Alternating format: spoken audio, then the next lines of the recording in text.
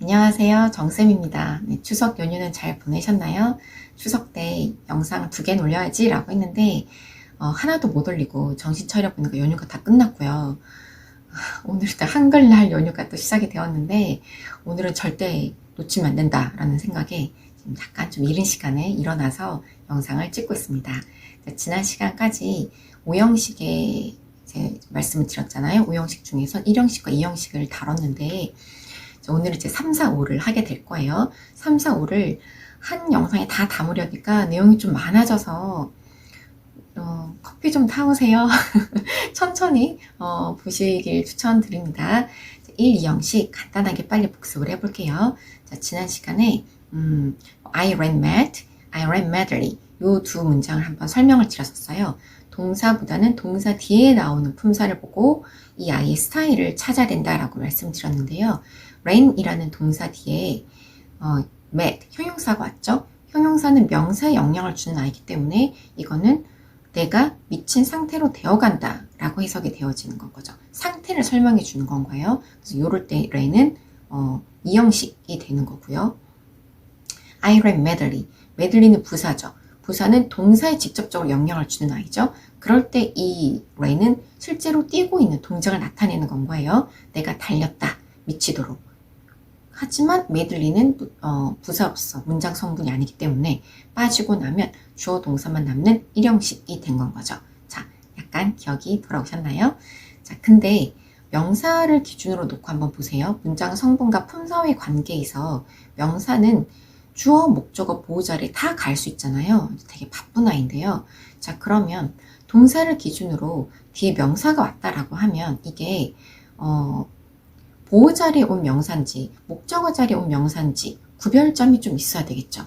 그걸 한번 설명을 드릴게요. 자, 다음 예문을 보시겠습니다. 정쌤 likes chocolate. Godiva is a famous chocolate. 이 두 문장에서 자, 동사를 기준으로 뒤에 전부 다 명사가 왔죠. 자, 정쌤 likes chocolate. 이 문장은 정쌤이 초콜릿이 될 수 있나요? 두 개가 이퀄 관계가 성립이 안 되죠. 자, 이럴 때 바로 목적어가 되는 건 거예요. 정쌤이 좋아해 초콜릿을 이렇게 해석이 되어지는 거고요. 자, Godiva is a famous chocolate. 자, 고디바라는 그 초콜릿 그 대명사가 있죠. 고디바가 a famous chocolate, 유명한 초콜릿이야. 이퀄 관계가 성립이 되어지죠. 이렇게 일치할 때 주어를 도와준 주격 보호가 되는 거고 2형식이 되는 건 거예요. 2형식에 있는 보호 자리와 3형식에 있는 목적어 자리에 모두 명사가 올 수 있기 때문에 어떤 구조적 차이점이 있는지 풀어서 보여드린 거고요.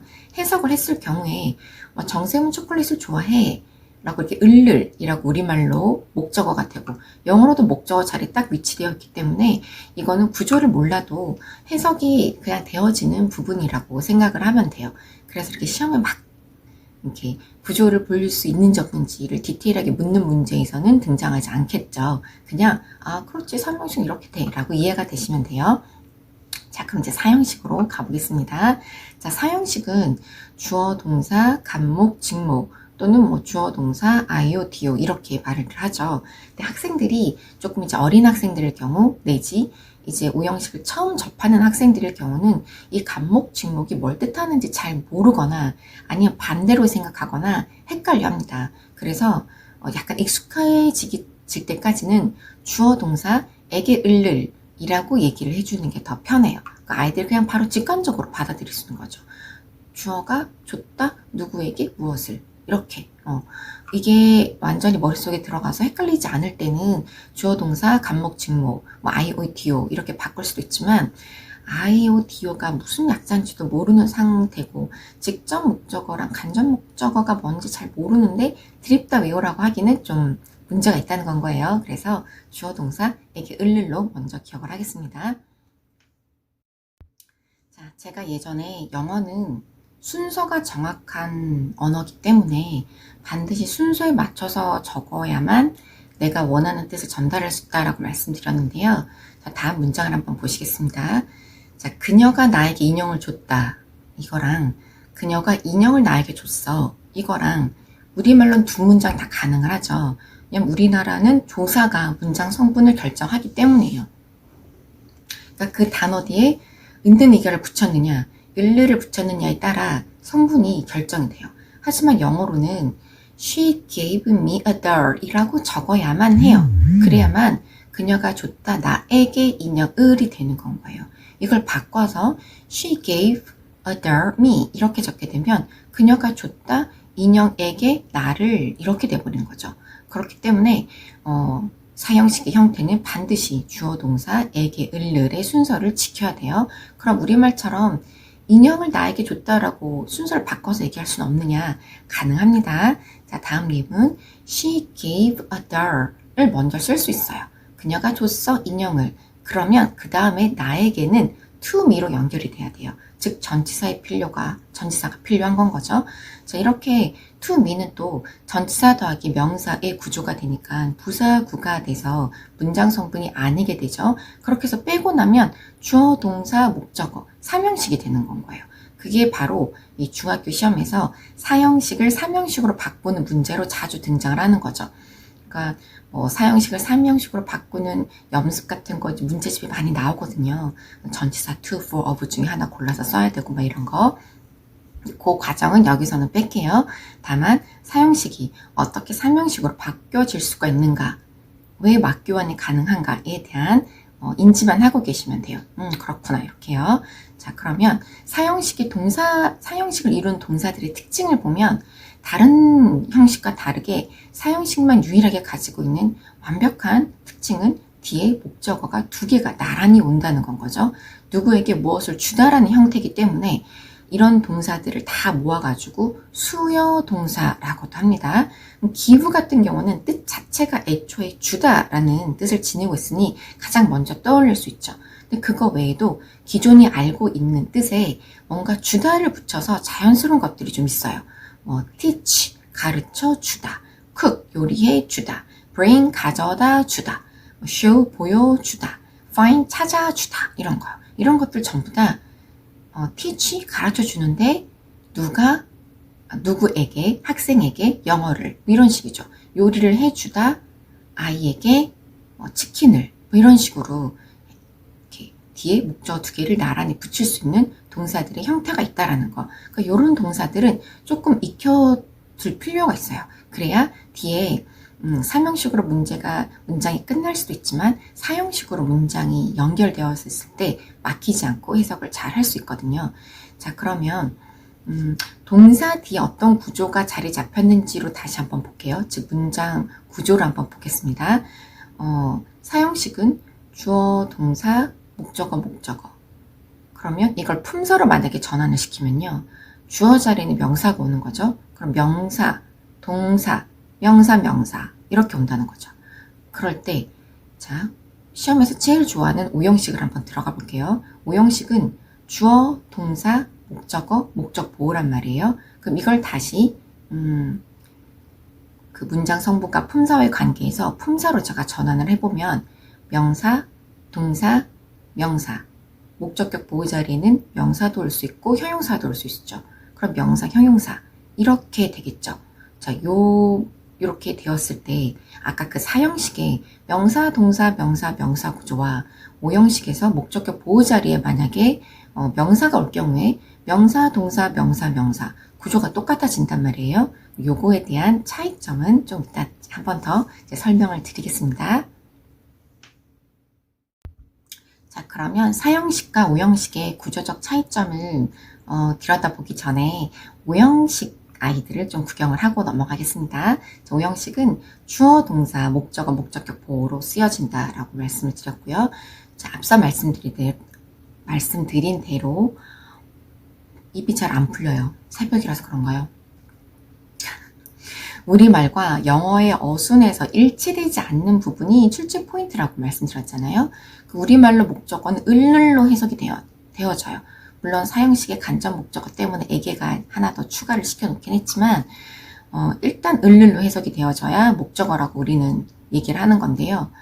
오형식에서는 목적어 자리가 그렇게 해석되지 않는 경우가 많이 생겨요.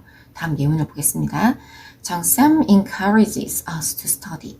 자, 이 문장에서 정쌤은 격려했다, 우리가 공부하도록 이렇게 번역이 되어진단 말이에요. 이럴 때 이 us를 우리를 이라고 해석하지 않았다라는 건 거죠. 자, 하나 더. I found the exam easy. 자, 난 알았어. 그 시험이 쉽다는 것을 이렇게 번역이 되죠. 목적어 자리에 the exam이 왔지만 시험을 이라고 해석하지 않는다는 거죠. 그럼 좀 어색해지잖아요. 자, 오형식 문제를 하나 풀면서 접근을 해볼게요. 자, I expect he냐 힘이냐 to pass the exam. 자, 문제를 풀 때 일단 해석을 하잖아요. 그냥 해석을 해서 풀어야 된다는 게 아니라 자연적으로 그냥 해석이 되어져 버려요. 그러면 난 기대한다. 그가 시험에 통과하기를 이렇게 해야 자연스럽잖아요. 그럴 때 그가 시험에 통과한다라고 해석이 돼버리기 때문에 이 자리에 he를 고를 확률이 높다는 건 거예요. 오형식 구조를 알아야만 목적격인 힘을 고르게 되는 건 거예요. 그러니까 가끔 조금 더 공부가 되어 있는 학생들이 선생님 expect 뒤에 that을 연결해서 he라고 해도 되지 않느냐라고 질문을 하면 요 정도 생각할 수 있다는 것도 상당히 뭘 좀 안다는 건 거죠. 하지만 that 뒤에는 어떻게 돼요? 숨덩이가 꼭 나와야 되죠. 그런데 to pass로 변신 동사가 왔기 때문에 he를 쓸 수가 없는 건 거예요. 그 구조가 여기서 맞아떨어지지 않는다는 건 거죠. 문장의 형식에 맞게끔 해석할 줄 알아야 된다라는 말. 어떻게 보면 문장의 구조를 볼 줄 알아야 된다는 말이랑 약간 일맥상통하는 내용인데요. 어떤 동사 하나에 포커스를 놓고 보면 내가 외운 그 동사의 뜻이 아닌 다른 동사의 뜻으로 해석이 될 때는 해석을 못하는 걸로 그냥 끝이 나면 상관이 없는데 엉뚱한 식으로 해석을 해버린다는 게 문제가 될 수 있어요. 오히려 그 지점. 차라리 내가 이 문장 아예 손도 못 대겠어 라고 하면 깔끔한데 내가 알고 있는 단어들의 조합으로 이상한 문장으로 해석을 해버린다는 건 거예요. 자, 그러면 다음 문장들 한번 보시고 이게 어떻게 해석이 되어지는 건지 구조를 보면서 해석한다는 게 어떤 느낌인 건지 한번 보도록 하겠습니다. 자, She made toward home. The room would make a nice office. He made a nice bed. My father made me a nice bed. My father made me happy. 이 5문장을 한번 접근을 해볼게요. 자, 맨 처음 She made toward home 보겠습니다. 자, 동사를 기준으로 뒤에 전치사 더하기 명사 구조로 왔네요. toward home 이렇게 됐으니까 자, 부사구는 문장 성분에서 제외가 되는 거죠. 빠지고 나면 주어 동사밖에 남지 않아요. 학생들이 외우고 있는 make, 만들다 라는 건 정확히 말하면 만들다가 아니고 무엇을 만들다예요. 삼형식일 때만 만들다라고 해석이 되어지는 건 거예요. 그럼 이렇게 다 제하고 나니까 일형식 구조로만 남았을 때 이 make의 동사가 어디로 향하다 라는 뜻을 가지고 있습니다. 그러면 이거는 그녀가 집으로 향했다 이렇게 해석이 되어지는 일형식 동사로 쓰인 건 거예요. 그 다음에 the room would make a nice office. 자, 동사 뒤에 a nice office 명사가 왔네요. 자, 이럴 경우에 앞에 있는 the room과 확인을 한번 해보세요. 그 방이 괜찮은 사무실 equal 관계가 성립이 돼요. 동격 관계가 성립을 될 때 이 make는 앞에 있는 주어를 뒤에 있는 보호랑 연결시켜주는 연결 동사의 의미를 가지고 있는 이 형식인 건 거예요. 이 형식은 상태 동사다 이런 말도 하잖아요. 상태를 설명해 준다라고 얘기를 해도 돼요. 그 방이 괜찮은 사무실이 될 거다라는 건 거죠. 이 방이 어떤 상태가 된다고? 괜찮은 사무실이 된다고. 요렇게 되는 게 바로 이 형식이에요. 자, 그 다음 문장. He made a nice bed. 자, 동사를 기준으로 뒤에 또다시 뭐가 나왔어요? 명사가 등장을 했죠. 자, 이럴 때 어떻게 한다? 주어랑 확인을 해보는데 그가 좋은 침대가 될 수 없죠. 이퀄 관계가 형성되는 게 아니에요. 이 나이스 베드가 he를 설명해 주는 게 아니기 때문에 그때 비로소 make가 어떤 느낌을 가진다? 동작 동사의 느낌을 가지는 건 거예요. 행위를 하게 되는 거죠. 그래서 그가 만든다 좋은 침대를 비로소 삼형식이 된 건 거예요. 학생들이 가장 잘 이해를 하고 특별한 기술 없이도 해석을 해내는 그 문장인 건 거죠. 자, 다음 문장. My father made me a nice bed. 자, 아빠가 만들었다. 나를 이렇게 하고 보니 뒤에 뭐가 하나 더 나왔어요. 명사가 하나 더 있잖아요. 자, 이럴 때 재빨리 머릿속으로 어떻게 사형식으로 전환을 해보는 건 거예요. 에게 을를로 아빠가 만들어 줬다. 나에게 좋은 침대를. 아, 이렇게 되는구나. 이렇게 약간 해석이 되어지는 그 기쁨이 좀 있어야 되는 건 거죠. 그 밑에 문장 하나 볼게요. My father made me happy. 자, 이거 같은 경우는 품사로 바꿔보면 명사, 동사, 명사, 형용사 이렇게 구조가 왔잖아요. 이 구조를 만족시키는 건 5형식밖에 없어요. 애초에 주어, 동사, 목적어, 목적격, 보어. 그 목적격 보호 자리에 명사도 올 수 있고 형용사도 올 수 있잖아요. 형용사가 온 구조인 건 거예요. 이렇게 되면 그냥 이거 무조건 5형식으로 해주면 돼요. 아빠가 만들어줬어. 날 행복한 상태로, 날 행복하게 이렇게 해석이 되어지는 거죠. 자, 그러면 아까 강의 중간에 이제 살짝 말씀드렸던 4형식과 5형식의 구조가 똑같아졌을 때 어떻게 이게 차이점이 있는가를 한번 보겠습니다. 자, 4형식과 5형식의 문장 성분이 이렇게 있을 때 이걸 품사로 전환시키면 이렇게 돼요. 그러니 목적격 보호 자리에 형용사가 아닌 명사가 등장했다라고 하면 구조가 똑같아진다는 거죠. 주어, 동사, 주어 자리에 명사 들어가니까 명사, 동사, 명사, 명사. 그죠? 자, 예문을 한번 보겠습니다. He made me a pizza. He made me a doctor. 이 두 문장을 놓고 보면 made라는 뿌리동사 뒤에 전부 다 명사, 명사의 구조가 왔잖아요. 첫 번째 문장에서 me a pizza. 내가 피자가 되는 건 아니잖아요. 내가 피자인가? 무슨 피자지? 안 돼요. 이퀄 관계가 성립이 안 되기 때문에 이럴 때 4형식인 건 거예요. 그가 만들어 줬어. 나에게 피자를. 이렇게요. 자, 두 번째 문장은 me equal a doctor. 내가 의사가 될 수 있죠. 그럼 참 좋겠습니다.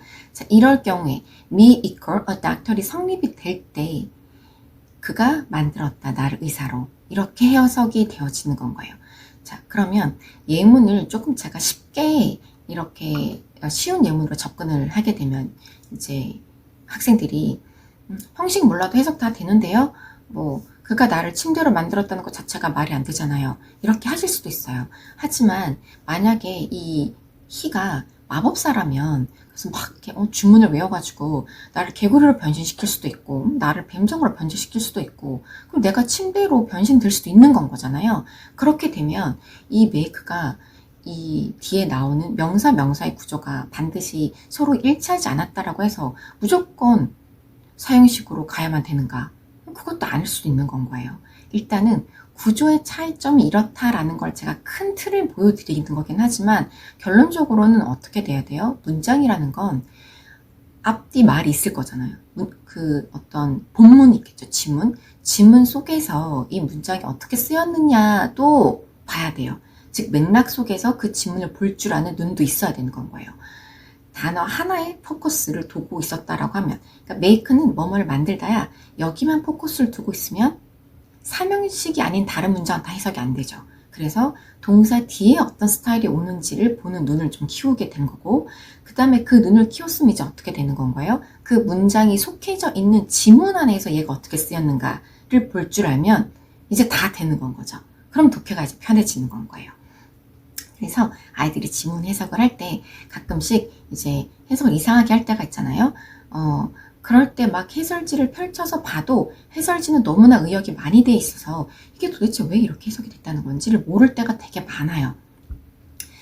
그런 지점이 있을 때 아이들에게 뭔가 구구절절을 설명해 주기보다는 이거 5형식인데 다시 한번 해봐 이러면 아이들이 아 라고 하면서 5형식 구조에 맞춰서 해석을 해보는 노력을 하는 거죠. 얘가 이렇게 했어. 목적어가 목적보호 되도록 이런 식으로 한번 해석을 해보면서 그 스타일이 만들어지는 거예요. 독해 스타일이. 자, 그래서 뭔가 굉장히 쉽고 짧은 책을 그냥 읽는다라고 할 때 그냥 막 읽지 마시고요. 제가 얘기했던 것들을 조금씩 염두에 두면서 읽게 되면 구조가 조금 더 빨리 잡히게 돼요. 이제 그런 것들을 할 수 있을 때 그런 것들이 눈에 조금씩 보이기 시작하면 영어가 재밌어지고 독해가 쉬워지게 됩니다. 자, 그러면 오늘 영상은 여기까지 찍도록 하고요. 다음 시간에는 조금 더 이제 디테일한 부분을 들어가 보도록 하겠습니다. 자, 여기까지 시청해 주셔서 감사합니다.